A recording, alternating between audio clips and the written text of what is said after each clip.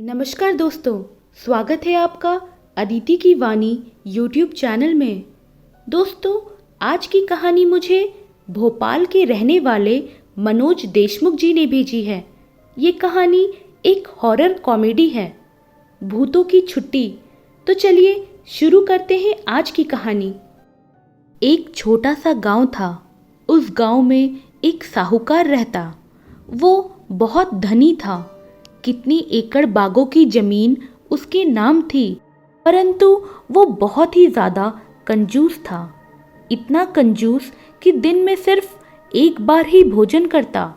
कहीं जाना हो तो पैदल ही जाता। रवि उसका इकलौता लड़का था। ज़्यादा खर्च ना हो इसीलिए उसने उसको शहर के बोर्डिंग स्कूल में पढ़ने भेजा। रवि बचपन से ही शहर में पला बड़ा था। उसने वहीं अपनी शिक्षा पूरी की और वापस गांव आया। गांव आने के बाद ऐसे ही एक दिन वो गांव के पास टीले पर दोस्तों के साथ गप मारते हुए बैठा था। फिर उन्होंने भूत पर गप शुरू की। बोलते बोलते गणेश बोला, अरे, अपने गांव के पास बरगद के पेड़ पर एक भूत रहता है। ये सुन रवि खूब जोर जोर से हंसने लगा और बोला, कौन से जमाने में रहते हो तुम? भूत वूत कुछ नहीं होता, सब झूठ है। गणेश बोला, ऐसा है तो तू जाकर दिखा। अमावस्या के दिन, वो भी रात के 12 बजे, है क्या हिम्मत? रवि बोला, अरे उसमें क्या है, बस इतनी सी बात। कल अमावस्या है, कल ही जाकर दिखाता हूँ। लगी शर्त 1000 रुपए की। गणेश बोला, अरे ज्यादा जिद मत कर, बहुत भयानक भूत है वहां। रवि हंसते हुए बोला, अरे तू शर्त से घबरा गया ना? गणेश चिढ़कर बोला, ठीक है फिर कल जाकर दिखा, परंतु कुछ हुआ तो मुझे दोष मत देना। रवि ने कहा, ठीक है, और वो तैयार हो गया। दूसरे दिन शर्त अनुसार रात के 11:30 बजे रवि घर से चुपचाप निकला, क्योंकि उसे 12 बजे तक बरगद के पेड़ के पास जाना था। मस्ती में गीत गुनगुनाते वो निकल पड़ा। अमावस्या के कारण सभी ओर घना काला अंधेरा था। सिर्फ कुछ हल्का फुल्का ही दिखाई दे रहा था, परंतु गहरा काला अंधेरा था। फिर भी वो चलते चलते बरगद के पेड़ के पास पहुंच गया। वो पेड़ आज उसको कुछ ज़्यादा ही भयानक दिखाई दे रहा था। पेड़ की लंबी टहनी ऐसी दिखाई दे रही थी जैसे कितने ही सांपों ने उस पेड़ को लपेटा हो। दूर से एक कुत्ते के चिल्लाने और रोने की आवाज़ आने लगी। अब रवि थोड़ा घबराने लगा। इतने ठंड में भी उसके माथे पर जमा पसीना धीरे धीरे बहने लगा। उसकी धड़कनें बढ़ने लगी। धड़कनों की आवाज़ कानों तक आ रही थी। बीच में गांव में कुछ हलचल जैसा लग रहा था। रात्रि किट की आवाज़ भी उस वातावरण को और भी ज़्यादा भयानक बना रही थी। थोड़ी हिम्मत करके रवि उस पेड़ के नीचे आया और एक टक ऊपर देखने लगा। उसको ऐसा लग रहा था कि उस टहनी के पत्तों के पीछे कोई है और उसके ऊपर नज़र रखे हुए है।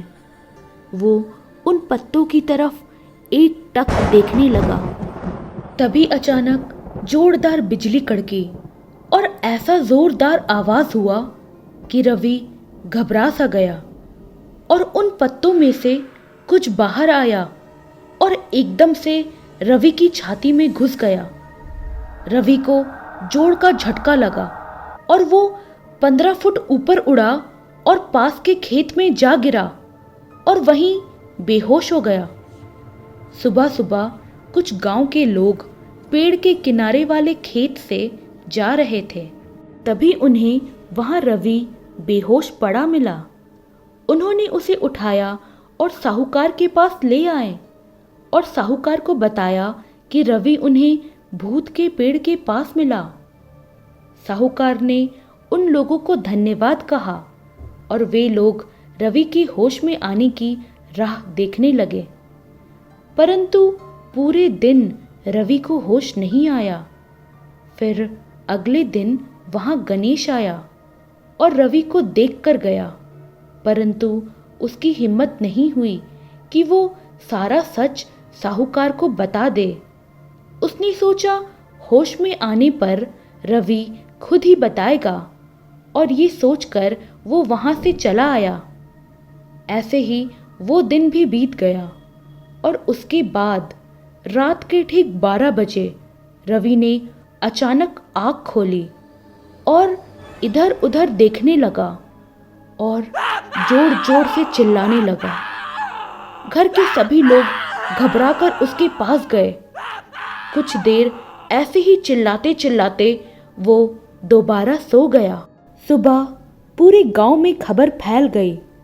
तब गणेश साहूकार के पास आया और रोते रोते सारा सच उन्हें बता दिया। साहूकार ने उससे कुछ नहीं कहा, क्योंकि बोलने से कुछ फायदा नहीं था। गांव के कुछ जानकार लोग आए और साहूकार से बोले कि उस पेड़ का भूत गांव के 5 लोगों को झपट चुका है, परंतु गांव के बाहर एक झोपड़ी में रहने वाले तांत्रिक ने उस भूत को बाहर निकाला था। सभी ने रवि को उस तांत्रिक के पास लेकर जाने की सलाह दी, परंतु साहूकार ने सोचा कि अगर तांत्रिक के पास लेकर गए तो बहुत पैसे मांगेगा। उससे अच्छा है कि कुछ दिन ऐसे ही देखते हैं, ठीक हुआ तो अच्छा है, नहीं तो लेकर जाएंगे तांत्रिक के पास। उसी दिन रात में फिर से रवि चिल्लाते हुए उठा। इस बार तो वो खूब जोर जोर से भयंकर आवाज में चिल्ला रहा था। चिल्लाते चिल्लाते बीच में वो पागलों जैसा हंसने लगा और उठकर दीवार पर जोर जोर से सिर पटकने लगा। खून से लथपथ वो वहीं बेहोश हो गया। दिन प्रतिदिन उसका चिल्लाना खूब बढ़ रहा था। 10-10 आदमी उसे पकड़ते तो भी नहीं संभाल पाते और बीच बीच में धीमी धीमी आवाज में वो कुछ बड़बड़ाता रहता। देखते देखते 8 दिन बीत गए। सभी को अब आदत सी हो गई थी। 9वें दिन अचानक रात को साहूकार की नींद खुली।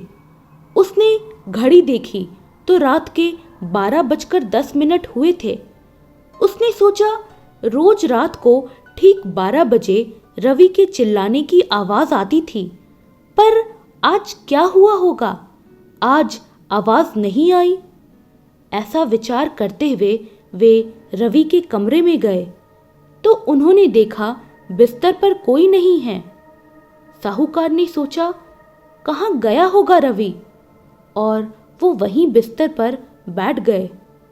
इधर रवि अंधेरे में ठोकर खाते लंगड़ाते चल रहा था। शरीर पर मैले फटे कपड़े थे, पूरे बाल बिखरे हुए थे जो आंखों तक आ रहे थे। दीवार पर पटके सिर के जख्म से खून बह रहा था। गाल और सिर पर उसके खुद के हाथों से नोच कर हुआ जख्म था।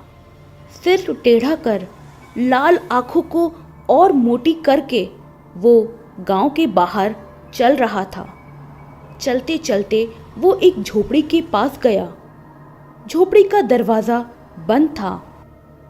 उसने एक जोड़ का लात उस दरवाजे पर मारा तो दरवाजा टूटकर गिरा। उस आवाज को सुनकर ध्यान करने बैठा हुआ तांत्रिक उठकर खड़ा हो गया। सामने रवि का रूप देखकर वो कांपने लगा। रवि धीरे धीरे चलते चलते उसके पास आने लगा।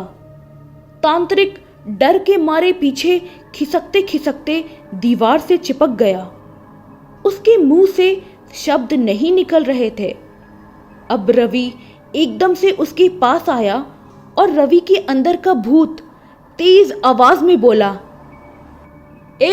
मैं तेरे पैर पड़ता हूं रे, मेरे पर दया कर और मुझे इस रवि के शरीर से बाहर निकाल। 9 दिन हो गए, साला कुछ खाया ही नहीं रे। भूख लग रही है। इसका कंजूस बाप, हरामी साला, कुछ खाने को नहीं देता। मुझ पर दया कर। झक मारी और साला इसके शरीर में आया। मुझे बाहर निकाल रे, मुझे बाहर निकाल। इतना बोल रवि के अंदर का भूत जोर जोर से रोने लगा। तो दोस्तों, कैसी लगी आपको आज की कहानी? मुझे कमेंट कर ज़रूर बताइएगा। और दोस्तों, ऐसे ही मज़ेदार कहानियाँ सुनने के लिए जल्दी से मेरे चैनल को सब्सक्राइब कर लीजिए। और दोस्तों, प्लीज़ मेरी कहानियों को लाइक और शेयर करना मत भूलिएगा। Thank you.